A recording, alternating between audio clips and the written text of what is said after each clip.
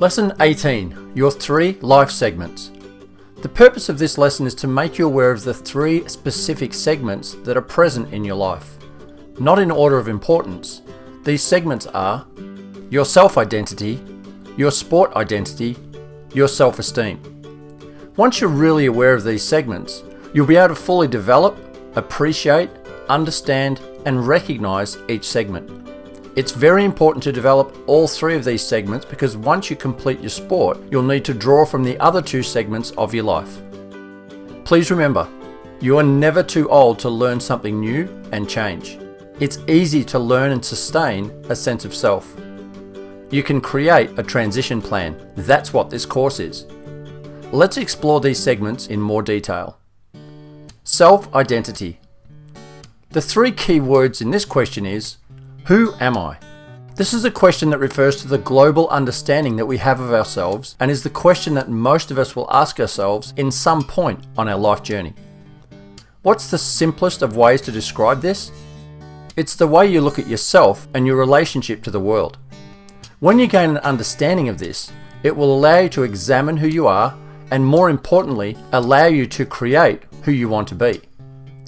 Self-identity is usually composed of typical self-assessments of things such as personality attributes, our skills and abilities, our occupation, our hobbies, and the awareness of our physical attributes.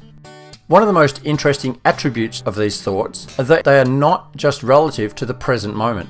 They can be reflected on past events and projected into future events or the possible self you do or do not want to become.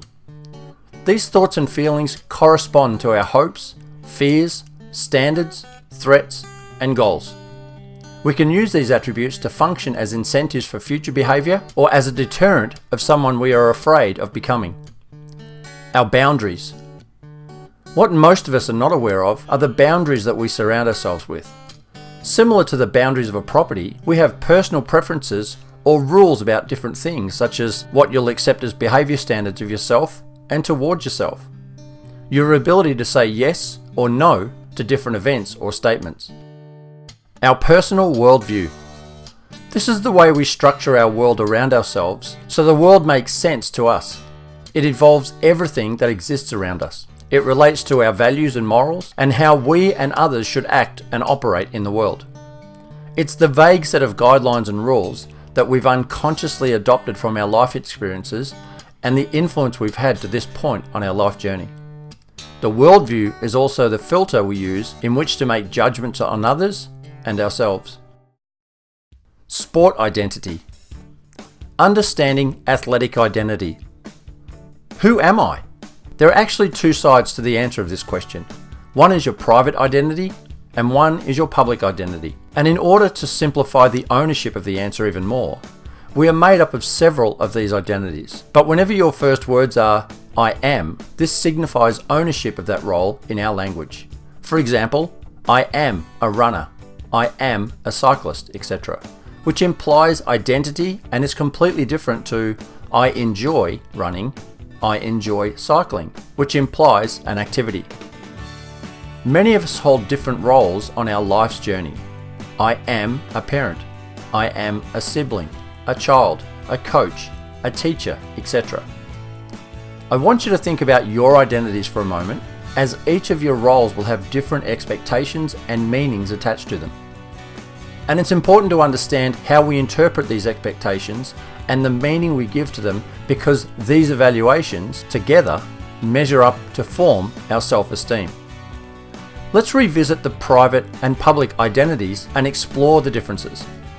Your private identity features a lot of internal expectations and meanings, from the way you see yourself and your private attitudes, beliefs, feelings, and emotions. Your public identity features the external expectations and meanings, from the way you want others to view you and by your visible actions. There is a good chance that as a result of these expectations, others may possibly judge us. And although these identities seem to be opposite, they are in fact closely aligned.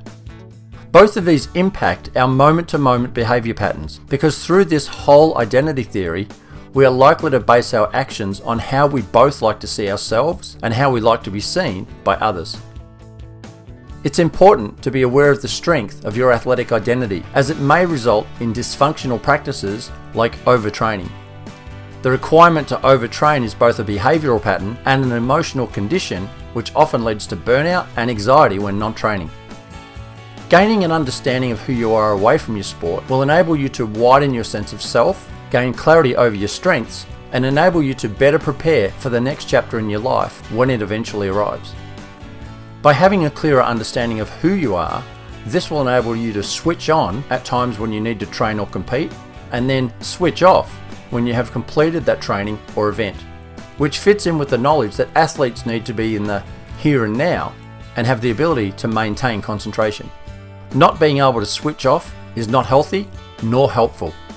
And the question is, when you switch off, who are you? Developing this knowledge and understanding will help you maintain sufficient motivation through your season, which is packed with training and competitions. And when the season isn't going to plan, whether through results, injury, or form, this broader sense of identity will help you cope with these self-esteem challenges by providing you with the resources to avoid the difficult to break vicious cycle of low self-esteem. Please remember this. This isn't about having white line fever or being a different person when you compete. It's a matter of understanding that you're simply tapping into different dimensions of yourself. Our self-esteem. In simple terms, this is our personal evaluation of our worth at any one point in time. How much do you like and appreciate yourself? It is an emotional measure of how well we are living up to our personal worldview. This is probably the most important emotional gauge of our ability to be aware of all other positive emotions and beliefs about ourselves. It is a general state of mind. A combination of our internal measures of happiness, success, well-being, confidence, and personal assurances. All of these facets combine to create the sensation that we refer to as self-esteem. Just as it can be an important part of success, too much self-esteem can be very off-putting to others, while too little self-esteem can leave people feeling defeated or depressed, which can lead to bad choices, destructive habits, and won't allow you to live up to your full potential.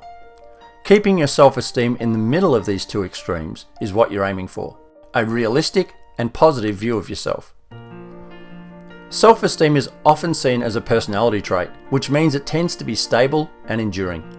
It is suggested that people need self-esteem from others as well as having an inner self-respect. Quite often, your experiences on your life journey to date will form the basis for your overall self-esteem. Those who live in constantly negative and critical environments from caregivers, family, or friends will likely experience low self-esteem. Other factors that may influence this could be any physical limitations, illness, age, your inner thinking, or even your job. Some signs of healthy self-esteem include confidence, positive outlook, ability to see strengths and weaknesses and accept them, negative experiences don't impact their overall perspective, ability to express your needs.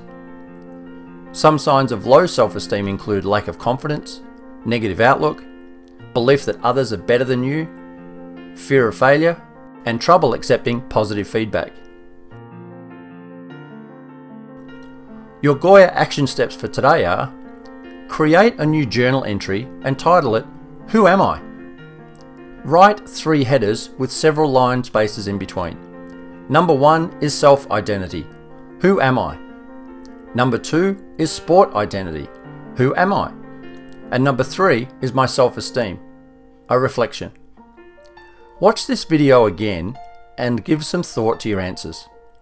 Start writing your first thoughts for each of these sections, and please take your time. Create a task to remind yourself to review these answers and reflections on a weekly basis so you can add to them as you like. Be conscious of your answers and reflections. There's no right or wrong answers. And please note, if you do feel like you'd like to speak to someone about your current state of mind, please Google "I need help" and refer to the support options available to you in your area.